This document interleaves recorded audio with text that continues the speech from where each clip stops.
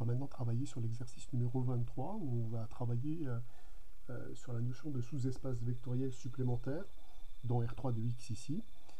Donc où il est question déjà de savoir si cet ensemble-là est bien un sous-espace vectoriel de R3 de x, d'en calculer sa dimension, c'est-à-dire la nécessité, ça sera probablement d'en obtenir une base, puis déterminer un ou des supplémentaires, s'ils existent, de cet espace vectoriel dans R3 de x. Bon, là-dessus, on va discuter. Alors, on va commencer par démontrer que f est un sous-espace vectoriel de R3 de x, mais aussi dans le but d'en trouver sa dimension. Donc là, je ne vais pas revenir à la définition, je vais plutôt essayer d'en obtenir une famille génératrice. Donc, vous connaissez le protocole, hein, on va essayer de décrire les éléments de f correctement. Donc, si je considère un polynôme p de R3 de x, puisque l'histoire se passe dans R3 de x, je vais devoir être capable de caractériser le fait que le polynôme p est un polynôme de f. Donc, quelle est la caractéristique des polynômes de f? La caractéristique, c'est que x-1 au carré divise le polynôme p. Donc ça veut dire qu'il existe q, polynôme, alors on verra dans quoi, tel que a priori, le polynôme p est égal à x-1 au carré fois le polynôme q. Alors, quelle contrainte on a sur q? On a une contrainte au niveau des degrés, puisque p est de degré plus petit que 3, donc ça veut dire que q sera de degré plus petit que 1. Si q est de degré plus petit que 1, q est un polynôme de R1 de x. Donc voilà comment s'écrit un polynôme p sous cette forme-là. Pour faire apparaître des paramètres, les paramètres ils sont contenus dans les éléments qui ne sont pas déterminés. Ça c'est un polynôme qui est entièrement déterminé. Celui-là il ne dépend pas de l'écriture de paramètres. Par contre lui, il me faut deux paramètres pour l'écrire, puisque a priori, un polynôme de R1 de x, il m'en faut deux paramètres. Donc là je vais dire il existe un nombre petit a et un nombre petit b des nombres réels, tel que p va s'écrire x-1 au carré facteur de ax plus b. C'est comme ça qu'on a coutume d'écrire un polynôme de R1 de x. Alors, si je regarde du coup la combinaison linéaire que j'obtiens, donc il existe a et b appartenant à R, tel que p va s'écrire comme a plutôt comme b fois le polynôme x-1 au carré, plus a fois x fois le polynôme x-1 au carré. Si vous regardez finalement ce qu'on a écrit ici, c'est exactement l'écriture de l'appartenance à l'espace vectoriel engendré par le polynôme x-1 au carré et x fois x-1 au carré. Donc ça me permet directement d'écrire que f, c'est l'espace vectoriel engendré par le polynôme x-1 au carré, x fois x-1 au carré. Donc la famille qui est là est une famille génératrice de f. Vous notez qu'elle est constituée d'un polynôme de degré 2 et d'un polynôme de degré 3, donc elle est à degré échelonné et formée de polynômes non nuls, puisqu'à degré entier. Donc cette famille-là est mieux qu'une famille génératrice de f. Cette famille-là est une base de f. On peut donc en déduire que la dimension de f, c'est le nombre de vecteurs de cette base, c'est donc 2. Voilà une façon de faire pour démontrer que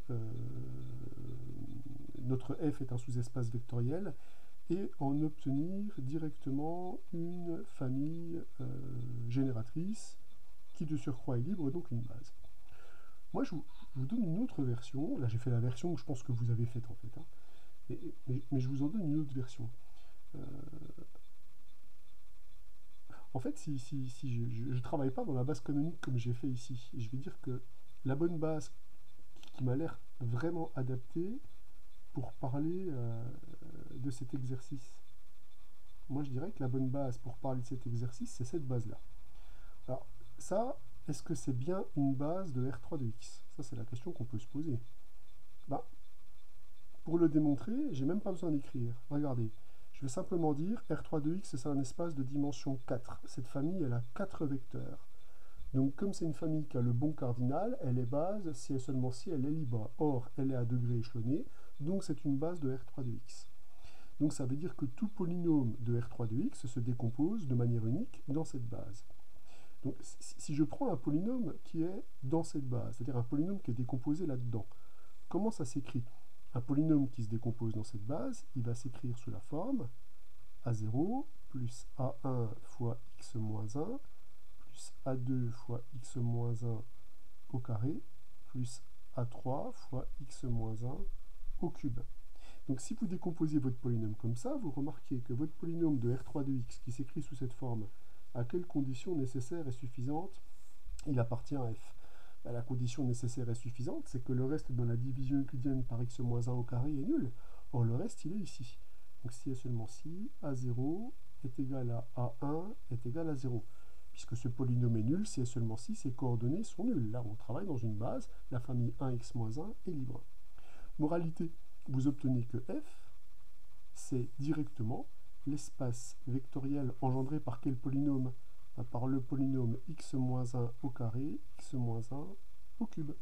Donc vous obtenez une autre famille génératrice de f, qui pour les mêmes raisons qu'au-dessus est libre puisque à degré échelonné, vous pouvez dire que c'est une famille qui est extraite d'une base, donc on récupère à nouveau que l'espace vectoriel f est de dimension 2. Et ça on s'en doutait bien puisque la dimension c'est un invariant de notre espace vectoriel.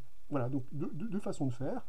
Là vous voyez que j'ai utilisé la formule Taylor sur les polynômes en 1, hein, si on peut parler clairement. Hein. Voilà.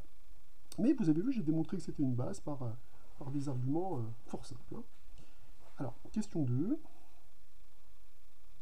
On me demande de justifier de l'existence et de l'unicité d'un supplémentaire de R3 de x. Alors, l'existence, ça, c'est le théorème du cours. En dimension finie, un sous-espace vectoriel, il a toujours un supplémentaire. Donc, ça, on est sûr que ça fonctionne. Donc, par théorème,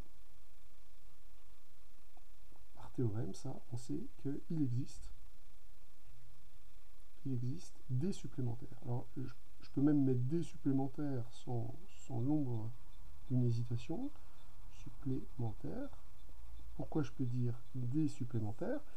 Parce qu'on a vu qu'à partir du moment où le sous-espace vectoriel est strict, il y en a plusieurs. Il y en a même une infinité, on a dit. Or ici, le sous-espace vectoriel est strict, puisqu'il est de dimension 2 dans un espace vectoriel de dimension 4. Donc il existe des supplémentaires, et je peux même dire, et ils sont nécessairement, hein, ces supplémentaires, ils sont nécessairement de dimension 2 eux aussi. Nécessairement de dimension 2. Alors c'était toute une histoire pour construire des supplémentaires quand on n'avait pas la théorie de la dimension. En dimension finie, finalement, construire un supplémentaire, c'est quelque chose d'assez simple, puisqu'on a vu un théorème qui nous permettait de les construire, ces supplémentaires. On a vu que pour construire un supplémentaire, il suffit de compléter cette famille libre en une base. Regardez, c'est déjà fait. Si je prends la famille qui est là, c'est une base de R3 de x. Comme l'espace vectoriel f, c'est l'espace vectoriel engendré par ces deux vecteurs-là, j'affirme dès lors que G, qui est égal à l'espace vectoriel engendré par le polynôme 1 et le polynôme x-1, eh bien, est un supplémentaire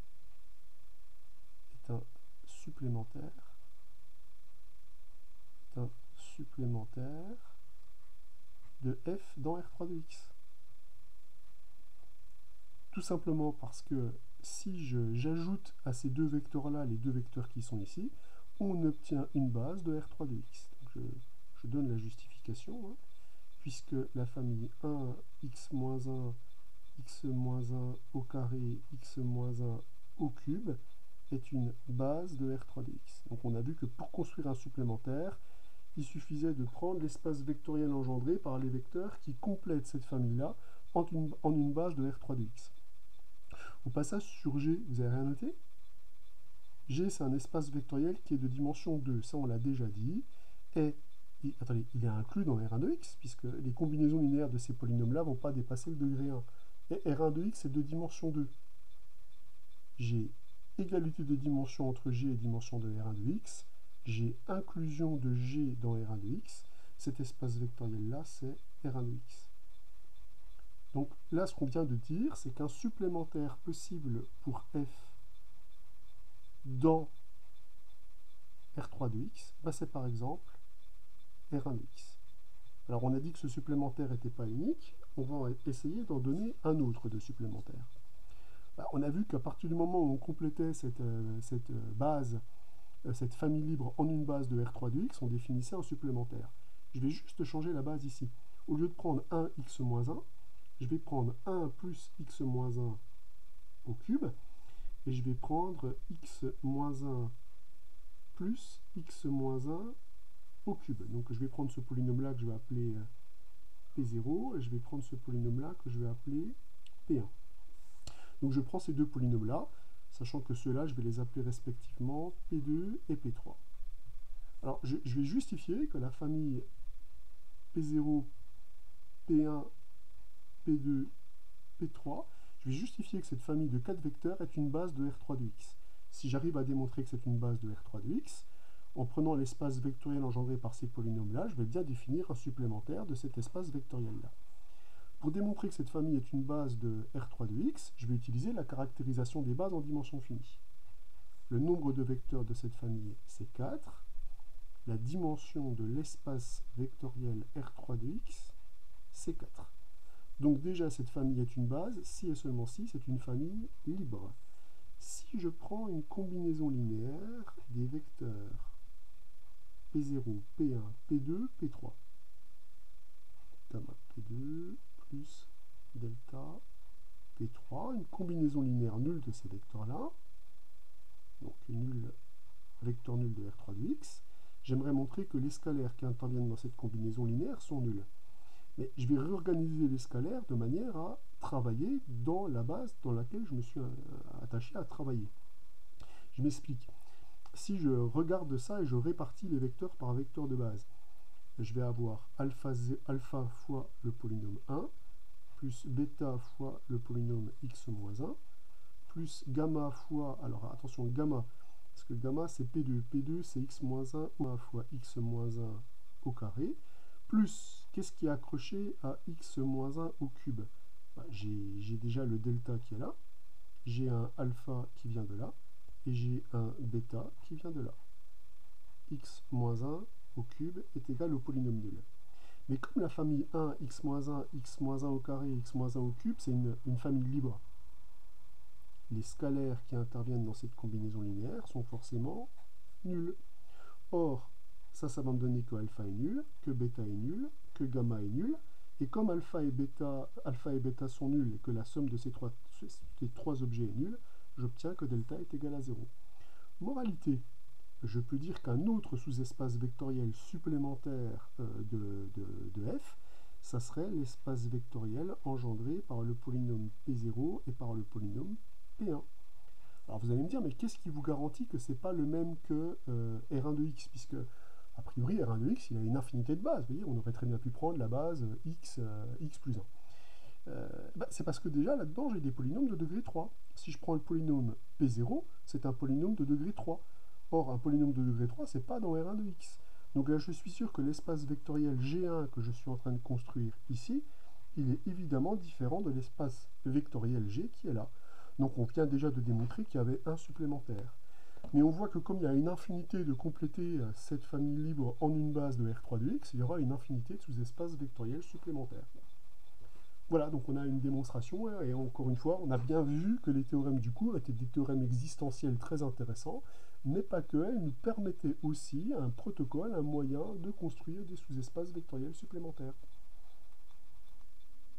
Terminons cette séance de TD par l'exercice numéro 27, où l'objectif annoncé, c'est de montrer que ces deux sous-espaces vectoriels sont supplémentaires de R4. Alors l'objectif, ça va être déjà de déterminer les dimensions de f et de g, ce qui est encore une fois complètement naturel, puisqu'on a vu que la démonstration du fait que deux sous-espaces vectoriels soient supplémentaires est facilitée si on maîtrise les dimensions. Donc la première question va nous dire, est-ce qu'on maîtrise les dimensions? Et après, on verra que pour démontrer ça, il suffit de montrer que soit la somme est égale à R4, soit l'intersection est égale au vecteur nul. Et donc on verra que la propriété qui est là, on peut l'atteindre très facilement.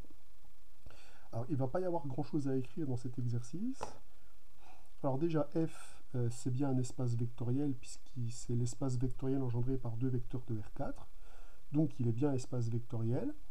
Comme il a une famille génératrice à deux vecteurs, il est de dimension plus petite que 2. Mais comme ces deux vecteurs-là sont clairement pas proportionnels, ils forment une famille libre, et donc la dimension de f est égale à 2. Donc déjà, pour la dimension de f, il n'y a rien à écrire. Il suffit de parler. et on obtient que la dimension 2, où vous écrivez ce que je viens de dire. Pour G, alors pour G, on sait que G est donné par deux équations, donc il faut déjà montrer que c'est un sous-espace vectoriel, mais ça va aller vite, et surtout en trouver sa dimension, et pour ça on va déjà essayer de trouver une famille génératrice. Allez, on recommence ce petit protocole qui est si important. Pour trouver une famille génératrice d'un espace vectoriel, on commence par se donner un vecteur quelconque de l'espace vectoriel qui le contient, ici R4, et on regarde à quelles conditions nécessaires et suffisantes ce vecteur-là est un vecteur de G. Alors, ce vecteur est un vecteur de G à la condition nécessaire et suffisante que ces deux équations-là soient satisfaites. Alors, je vais écrire celle-là en premier. Celle-là, elle fait déjà jouer à Y le rôle d'un paramètre. Donc, je vais voir ça comme un système d'équations avec comme inconnu principal plutôt X et Z, et je verrai directement Y comme un paramètre. Ceci va me permettre d'écrire que X est égal à Y et que, eh bien, simplement en isolant quelque part ce qui va se passer pour Z, Z va être égal à moins Y que j'ai vu comme paramètre, moins 2X, mais X c'est égal à Y, donc moins 2Y. Donc ceci est complètement équivalent à dire que X est égal à Y et que Z va être égal à moins 3Y. Donc si je fais un bilan de ce système-là, on avait un système de 4 inconnus, x, y, z, t, avec deux équations. On a donc deux inconnues principales. On a donc deux inconnues principales qui se dégagent, qui sont ici x et z, et on a deux paramètres. Alors t est bien un paramètre, puisqu'il n'y a pas de contrainte sur lui, y et t. Donc, les paramètres, c'est des objets sur lesquels on n'aura a priori pas de contrainte. Donc, ça me permet de faire quoi sur G? G, ça me permet de l'écrire sous la forme, donc des x, y, z, t avec ses contraintes sur x et sur z.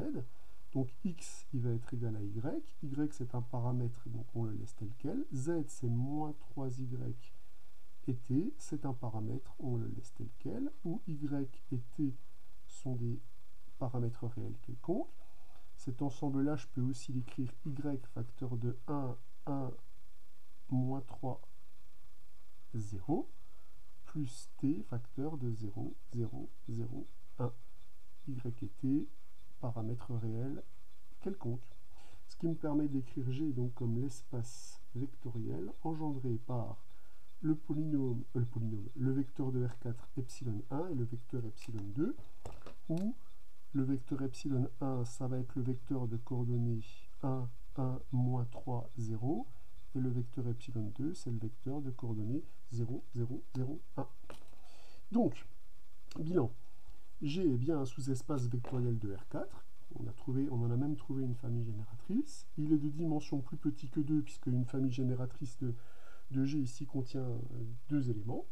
Mais comme ces deux vecteurs-là, il n'y en a que deux, ils ne sont pas proportionnels, ils forment donc une famille libre à deux vecteurs. On obtient donc que c'est une base de G. Donc on obtient que la dimension de G, c'est 2. Donc voilà pour la première question, fort classique. Alors pour la question numéro 2, on nous demande de montrer que l'intersection entre f et g est réduite à R4. Alors là encore une fois, je vois que mes espaces vectoriels ils sont donnés par deux protocoles différents, l'un par une base, parce que maintenant on a affaire à une base à coup sûr, et l'autre par des équations. Je vous ai dit, on adore ce mélange. Quand on prend un vecteur de l'intersection, on l'écrit de façon concrète avec des coordonnées, puis après on fait passer les équations, et ça tombe tout seul. Donc c'est parti, je vais me donner un vecteur A qui appartient à l'intersection de F et de G. Je vais déjà traduire le fait qu'il est dans F. Je vais appeler ce vecteur-là epsilon 3, et je vais appeler ce vecteur-là epsilon 4. Le fait qu'il soit dans F me dit qu'il est combinaison linéaire de ces deux vecteurs-là. Donc A appartient à F signifie que je peux trouver des nombres réels alpha et bêta, qui sont ces coordonnées dans la base epsilon 3, epsilon 4 de F. Donc tel que le vecteur A s'écrive alpha epsilon 3 plus bêta epsilon 4. Alors, je vais calculer les coordonnées de ce vecteur. Donc quand je fais alpha fois ça plus bêta fois ça, je vais récupérer un vecteur de R4 dont les coordonnées sont alpha plus 2 bêta, virgule 2 alpha, virgule alpha, virgule 3 alpha plus bêta. Voilà les coordonnées de mon vecteur A. Mais le fait que le vecteur A soit dans G va donner une contrainte sur alpha et bêta. Pourquoi? La première équation donne comme contrainte que les deux premières coordonnées sont égales. C'est-à-dire je dois avoir alpha plus 2 bêta qui doit être égal à 2 alpha. Et la deuxième équation, ou plutôt la première, puisque je ne les ai pas pris dans l'ordre, me dit que 2x plus y plus z est égal à 0.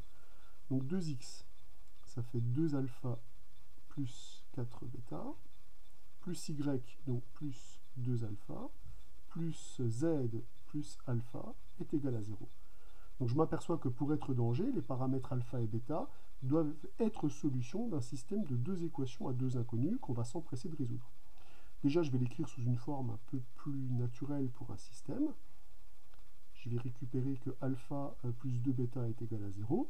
Et là, quand je regroupe ce qui se passe par rapport à alpha, des alpha, je vais en avoir 5. 5 alpha plus 4 bêta est égal à 0. Alors je vois qu'on obtient un système équivalent en appliquant la méthode du pivot. Oh, moi j'ai envie de parler un peu de matrice là. Ouais, j'ai envie de parler un peu de matrice parce que en fait là j'ai un système de deux équations à deux inconnus. La matrice du système ici, c'est la matrice moins 1, 2, 5, 4. Ce système est un système de Cramer, il y a une unique solution, c'est seulement si cette matrice est inversible. Or cette matrice est inversible à quelle condition nécessaire et suffisante que son déterminant soit non nul. Or son déterminant c'est moins 4, moins 10, qui est bien différent de 0. Donc comme la matrice du système est inversible, le système possède une unique solution, et cette solution c'est 0, 0, puisque 0, 0 est solution. Moralité, j'obtiens que alpha est égal à bêta est égal à 0.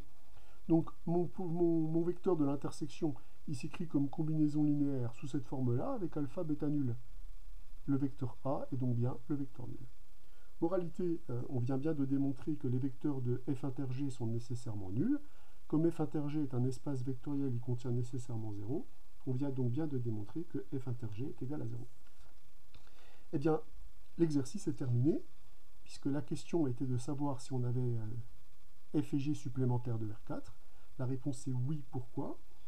Puisqu'on vient de démontrer que la dimension de f c'est 2, la dimension de g c'est 2. Donc en ajoutant la dimension de f et la dimension de g, on obtient 4. Et 4, c'est la dimension de R4. On a vu par ailleurs que l'intersection entre f et g était réduite au vecteur nul. Et ça, on a vu que ça permettait de démontrer que f et g étaient supplémentaires de R4. C'est la caractérisation des sous-espaces vectoriels supplémentaires en dimension finie. Donc là, on a vu qu'on avait une méthode vraiment efficace pour pouvoir démontrer en dimension finie que deux sous-espaces vectoriels étaient supplémentaires. Évidemment, cette méthode, elle fonctionne quand on maîtrise parfaitement les dimensions des espaces vectoriels en jeu. Voilà pour cette séance du 8 mai.